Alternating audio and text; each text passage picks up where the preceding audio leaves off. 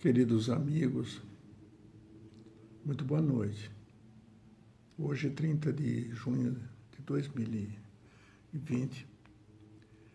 Estamos chegando até a sua presença, em nome do Centro Espírita Paz e Amor, para dizer que apreciamos muito a sua companhia e estamos cumprindo com o nosso dever, a nossa obrigação,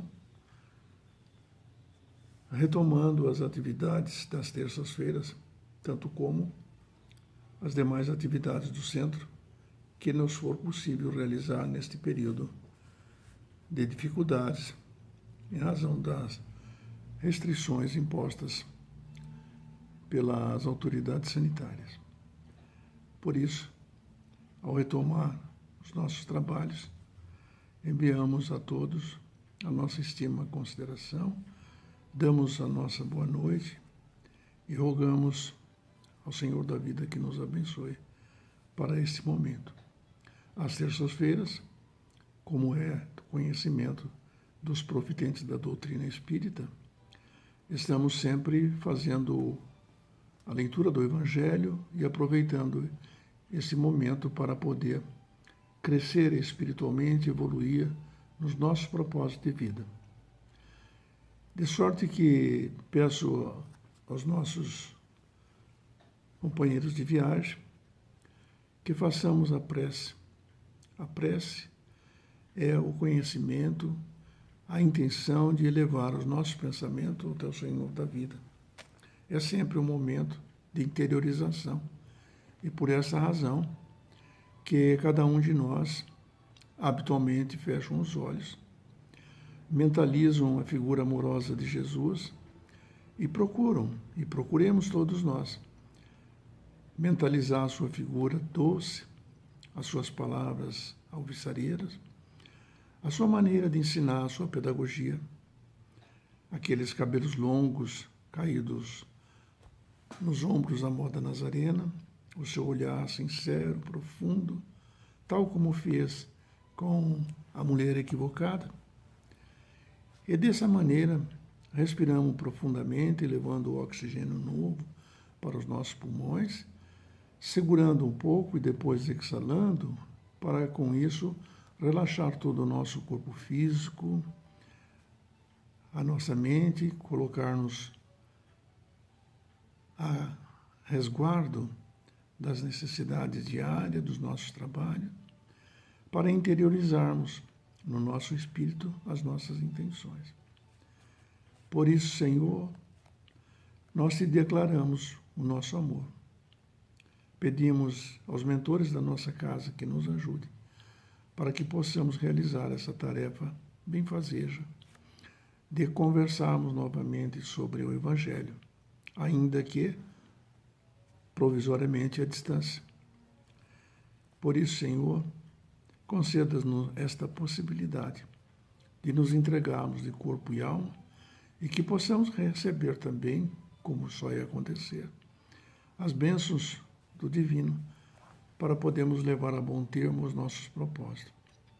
Dito isso, amigos, a primeira parte do nosso programa, ou das nossas intenções, como a casa está acostumada a realizar, é fazermos, então, a leitura do Santo Evangelho. Coube-nos a tarefa no dia de hoje, terça-feira, dia 30 de junho de 2020, conforme a programação elaborada pelo nosso querido confrade Paulo Renato, no capítulo 16, no capítulo 17, Sedes Perfeito, o exame e as nossas considerações sobre a parábola do semeador. Naquele tempo, ou naquele mesmo dia, Jesus, tendo saído de casa, sentou-se perto do mar e se reuniu ao seu redor uma grande multidão de povo. Por isso, ele subiu num barco onde se sentou. Todo o povo, estando na margem, ele lhes disse muitas coisas por parábolas, falando-lhe desta maneira: aquele que semeia saiu a semear. E enquanto semeava, uma parte da semente caiu ao longo do caminho, e vindo os pássaros do céu a comeram. Outra caiu nos lugares pedregosos, onde havia muita terra, e logo nasceu, porque a terra onde estava não tinha profundidade. Mas o sol, tendo se erguido, em seguida a queimou. Como não tinha raízes, secou. Outra caiu dos espinheiros, e os espinhos, vindo a crescer, a sufocaram. Outra, enfim, caiu na boa terra e deu frutos, alguns grãos, rendendo 100 por um, outros 60 e outros 30. Que ouçam aqueles que têm ouvidos para ouvir. Esse é o Evangelho de São Mateus, no capítulo 13, versículo de 1 a 9. É sobre isso, queridos amigos, que nós vamos meditar um pouco hoje, nesse reinício de tarefa, no contato mais íntimo com cada um de vocês, cada um dos nossos amigos que nos acompanham pelo Face, pelo YouTube e pelas mídias e os meios de comunicação social. Gostaríamos de, então, iniciar dizendo que a reflexão que devemos considerar nesse momento é sobre exatamente essa lição. Como foi a maneira de Jesus ensinar a todos nós que ainda estávamos em um período de aprendizado, como estamos até hoje, atravessando esse mundo de provas e expiações. Nós sabemos, todos os profitentes, os interessados, que Jesus ensinava e falava por parábolas. E sempre nos perguntamos por quê. Qual a maneira de contar essa história? Por que contar essa história? A resposta é muito simples. Nós fomos criados simples e ignorantes, e como tal, ignorantes aqui no sentido de não conhecimento, e, portanto, cada um de nós tem um momento de elevação espiritual. Isto quer dizer que cada pessoa, ao seu tempo, porque não fomos criados todos ao mesmo tempo, sabemos também pelas lições constantes no Livro dos Espíritos, que fomos criados em tempos diferentes, simples e ignorante, mas em tempos diferentes. Portanto, é possível, e é quase certo, ou é certo, que podemos afirmar que cada um tem jornadas diferentes e fomos criados em tempos distintos. Portanto, se já estou aqui nessa reencarnação, há muitas jornadas, e vai saber quantas jornadas nós já prosseguimos para a nossa evolução. É claro que cada um tem um momento. Naquela época de Jesus, era muito difícil, nós não tínhamos esta compreensão. Então, a melhor pedagogia trazida pelo mestre querido foi ensinar por parábola, contando história. Mas essa história tem um propósito: fazer com que cada um dos filhos de Deus possam aprender ao seu entendimento, ao momento em que ele esteja transitando por aquela história. Então, Jesus contou essa história para nós. Mas ninguém pode desprezar que temos que nos conhecer, temos que buscar o homem, a figura, o espírito que reside dentro desse corpo transitório. E por isso, nós vamos buscar, então, nos nossos estudos, nos nossos conhecimentos, uma forma de poder compreender, e todos bem compreenderem, essa situação. Ora sim, Sócrates, a seu tempo, 490 anos antes de Cristo, ao entrar no templo de Delfos, deparou-se com aquela expressão: conheça-te a ti mesmo, que é a verdade, não é dele, mas ele tal a profundidade desse pensamento que ele adotou para a sua ética e para as suas hermenêuticas. Mas o fato é que essa expressão já estava no templo de Delfos, provavelmente, diz a história, pelos sábios, os 7 sábios da antiguidade, talvez Tales de Mileto. Mas, entretanto, o que importa é que ele fez disto o princípio da ética, e é o que nos interessa para o nosso crescimento. Não por outra razão, a gente vai encontrar isso em Santo Agostinho, bem esclarecido na questão 919 e 918 do Livro dos Espíritos, quando se perguntou a ele, por Allan Kardec, qual seria a maneira de melhor proceder para poder cumprir essa parte ética e a parte moral. Ora, ele responde, um sábio da antiguidade já vos disse. Essa expressão é ipsis verbis, referindo-se a Sócrates.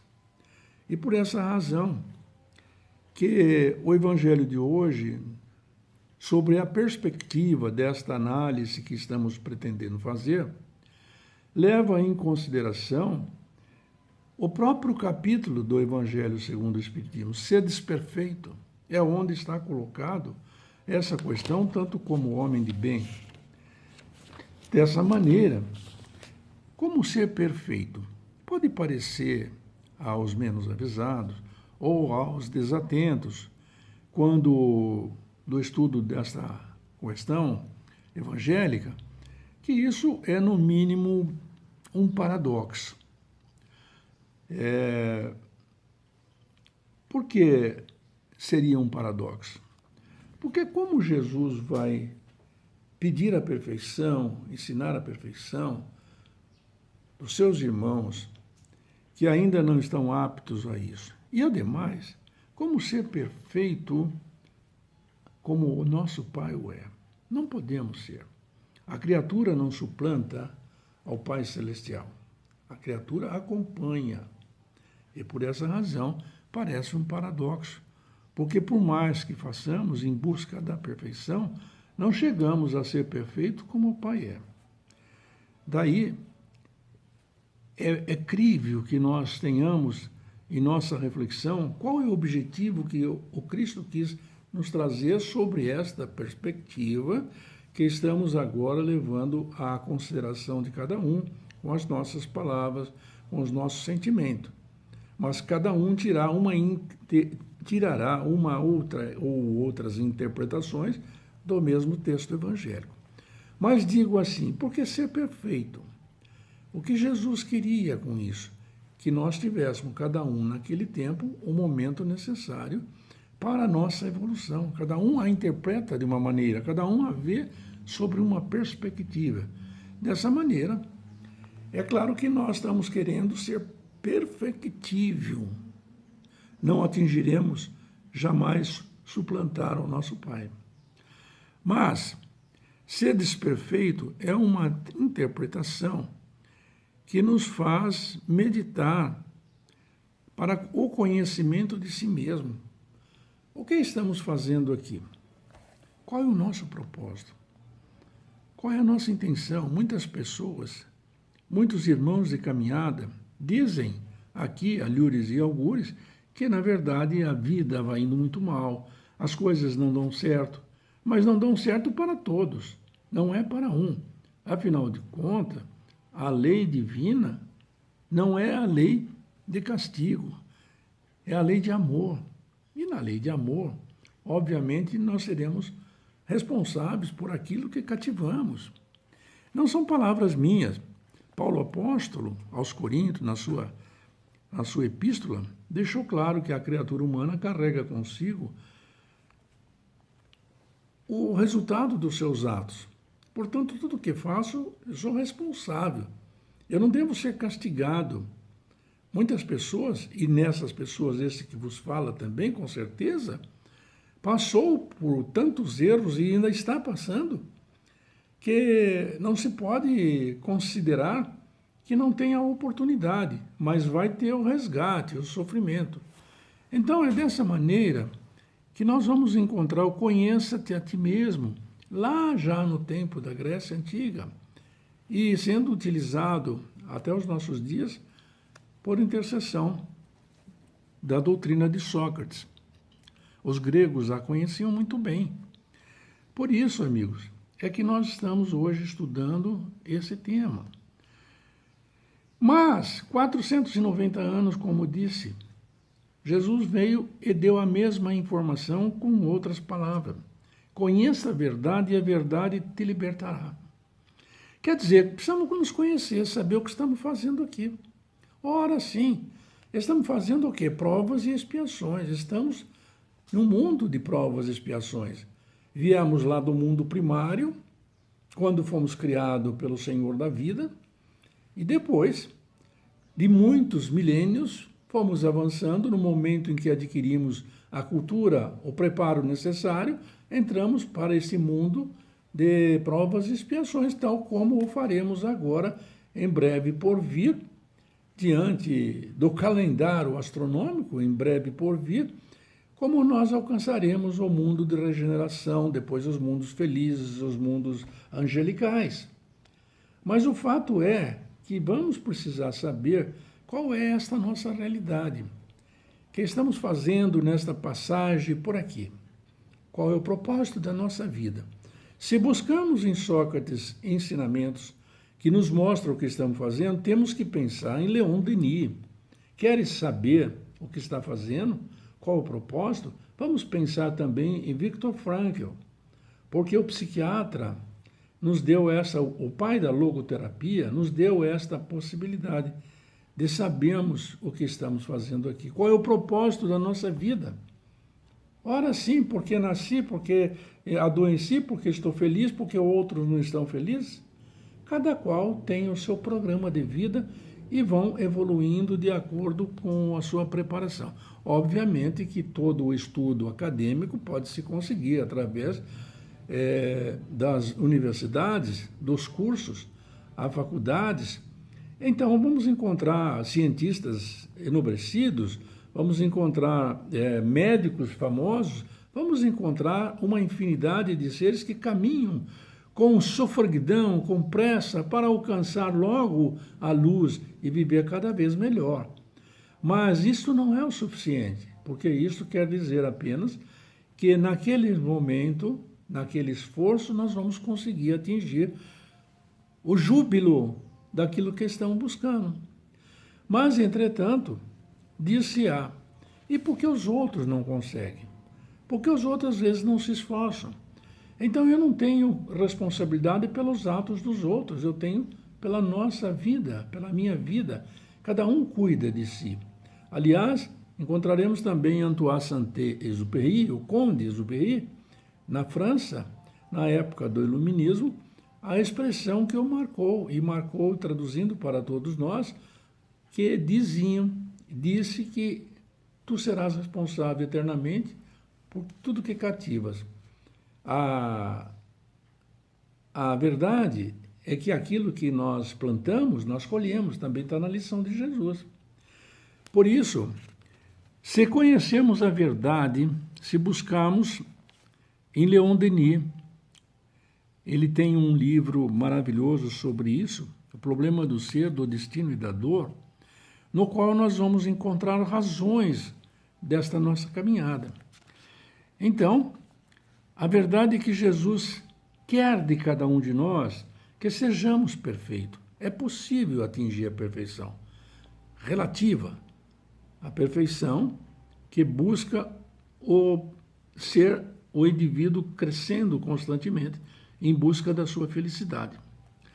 Então, é importante que a gente tenha esse pensamento, tanto o de Sócrates, como as lições de Jesus, entendendo porque por que a semente vai cair num lugar e alguém, de repente, não vai ter proveito dessa semente? É porque pessoas há que não se interessam muito. No caso da doutrina espírita, muitas pessoas apreciam muito e com uma certa curiosidade os fenômenos espírita. Jesus diz no Evangelho que sentou-se à beira de um barco. A verdade é que Jesus vinha de onde? Jesus vinha da casa de Simão Pedro. Passara o dia em verdade, diz a historiografia mundial, que passara o dia fazendo curas ditas milagrosas. Ora, mas quando chegou naquele momento, Jesus chorava, cansado, chorava, e Pedro o interroga, dizendo, mas como? mestre, por que está triste? Por que choras? Ele disse, entre as pessoas que ele havia atendido, havia um que estava com lepra. E foi aquele momento, Jesus o alcançava e dizia, ele agora está se dirigindo para as casas de tolerância. E diz que, curado agora, olhe como eu estou curado, agora eu vou aproveitar a vida. Eu não vim, então, para colocar remendos em trapos velhos. Então, Jesus quer a reforma de cada um, a reforma íntima, o trabalho que nós devemos fazer na construção do ser maravilhoso que habita esse corpo em trânsito pelo planeta de provas e expiações. Daí não podemos chorar, porque o caminho é cheio de pedras. Ah, meu Deus! É claro que o caminho tem pedra. Quem disse que o caminho é caminho apenas de alegria, de felicidade? Não é bem assim. Afinal, que ninguém se olvide de que o distraído tropeça numa pedra, com certeza. Já o bruto, tomando a mesma pedra, a utiliza para uma construção ou utiliza como uma arma para agredir a outrem. E um camponês, se tiver a mesma pedra pelo caminho, ele faz dela um assento. E Michelangelo, se tiver uma pedra dessa, faz uma escultura da pedra. E Davi, quando pegou a pedra, matou o gigante. Mas Jesus, de posse da pedra, mandou remover para ressuscitar a Lázaro. É esta questão que nós queremos ver, estes milagres, entre aspas, porque sabemos que o milagre desta forma, do miraculoso, não existe. Então observe que a diferença, em verdade, não está na pedra, mas sim na atitude das pessoas, aquilo que fazemos, aquilo que faço, como trato o ser com quem eu coabito, a minha mulher, a esposa, os filhos, os netos, todos aqueles com quem interagimos dentro da nossa casa Paz e Amor, dentro do meu trabalho, dentro do fórum, dentro de qualquer lugar aonde estejamos viajando. É isso que interessa, é essa atitude. Mas não vemos pessoas, quase que constantemente, a agredir os outros, a ferir a sensibilidade, usar das palavras para machucar e não para enobrecer. Então não existe pedra no caminho que não possa ser aproveitada para o seu crescimento. Nós temos que crescer. E Jesus, nesta visão que estou relatando, queria que nós aprendêssemos de acordo com a nossa elevação. Ele nunca apontou o dedo para este, aquele, para João ou para Antônio. E o Pai Celestial também não castiga ninguém. A sua lei é de amor. Você errou, eu errei, ele errou, ela errou.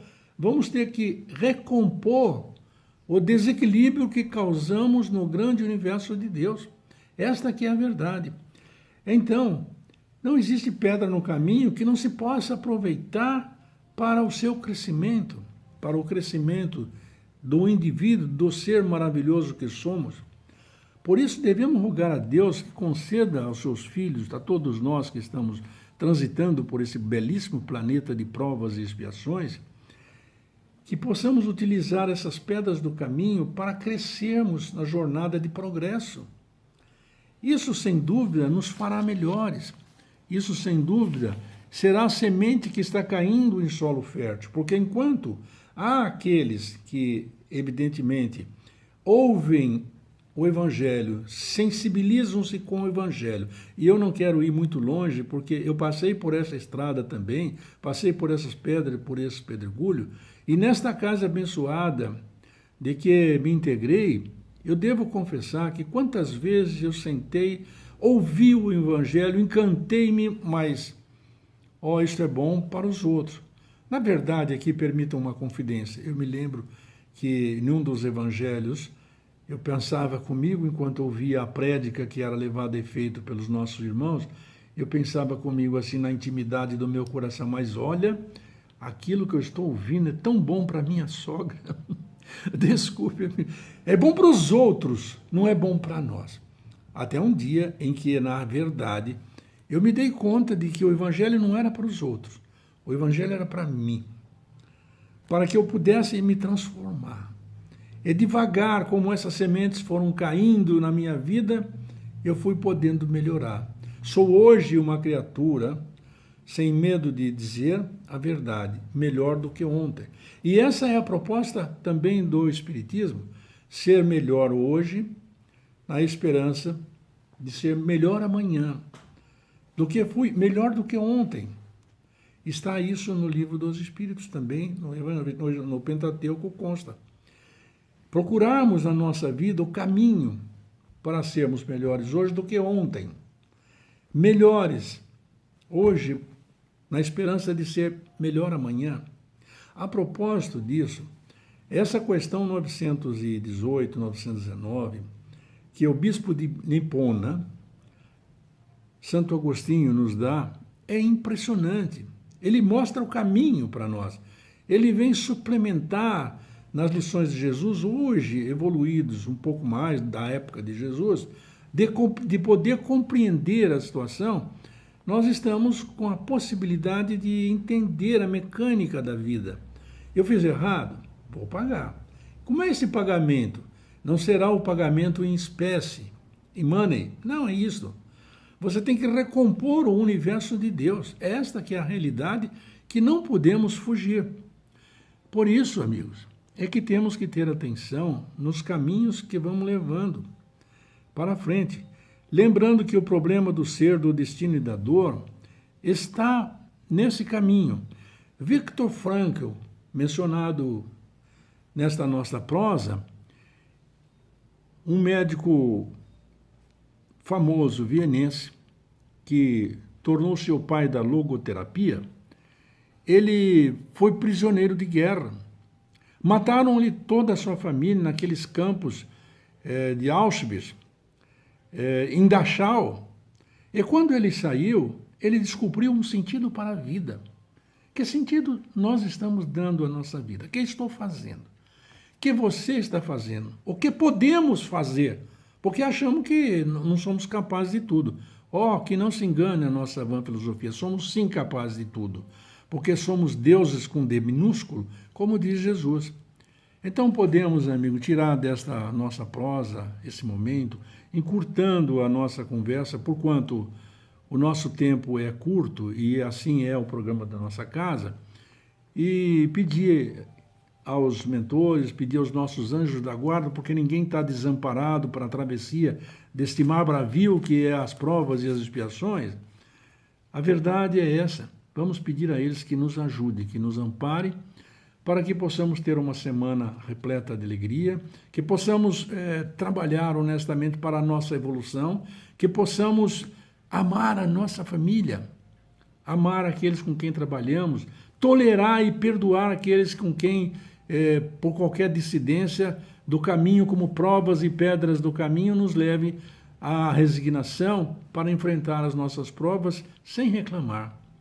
Por isso, peço a todos que, em nome de Jesus, façamos a nossa prece de encerramento, dizendo cada um do íntimo do seu coração, e aproveitando o ensejo para pedir também, porque na prece também está embutida esta questão de pedir. Podemos pedir sim para nós, para os outros, e possamos louvar ao Senhor Pai, nosso poderoso, nosso Criador, ao dizer: em nome de Jesus, solicitamos que o Mestre nos conceda a sua presença para que possamos ir até o Pai, porque ninguém vai ao Pai se não for por Ele, que é o caminho, a verdade e a vida, e possamos então dizer, cada um do seu coração: ó Pai, nós te amamos de todo o coração, de toda a alma, de todo o nosso espírito.